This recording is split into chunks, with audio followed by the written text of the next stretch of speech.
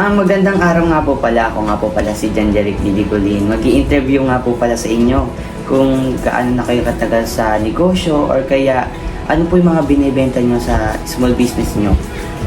Una ko pong question is, maaari po ba kayo magpakilala o ipakilala ang inyong negosyo? Ako po si Rosalia Dicolin. May munting sari-sari store dito sa Barangay Morcon. Ano po yung mga naging inspiration nyo para small business owner po? Para mabigyan ko ng mga pangailangan ng ating mga anak at mga apo. Gaano na po katagal ang inyong negosyo? Meron na ding mahigit isang taon. Ano po ang produkto o serbisyo na inyong inaalok sa mga tao? Mga paninda ko ay noodles, dinakay, kape, asukar, dilata, at marami pang iba. Ano po ang pinakamalaking hamon ng inyong naranasan bilang isang small business owner? Ang mga taong mga mangungutang na hindi marunong magbayad, Paano ninyo nalalampasan ng mga hamon iyon? nagsisikap ako na makahanap ng perang pang-abono po sa aking negosyo para hindi mawala. Maraming salamat nga po pala sa mga kasagutan niyo po sa akin. Sana po, nawa po sana maging inspiration po yan ng ibang mga small business owner. Thank you po. Sa bawat sulok ng Pilipinas ay may mga bayang tahimik na patuloy na bumubuo ng kasaysayan. Mga pamayanang hindi man madalas mabanggit sa mga balita, ngunit nagsisilbing haligi ng kabuhayan at kultura ng bansa.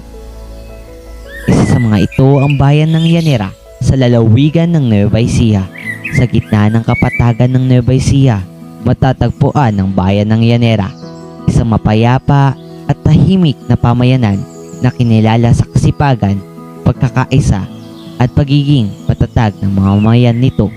Bagamat simple ang pamumuhay dito, matatagpuan ng tunay na diwa ng isang komunidad na namumuhay ng may sipag, pag-asa at pagmamahal sa sariling lupain.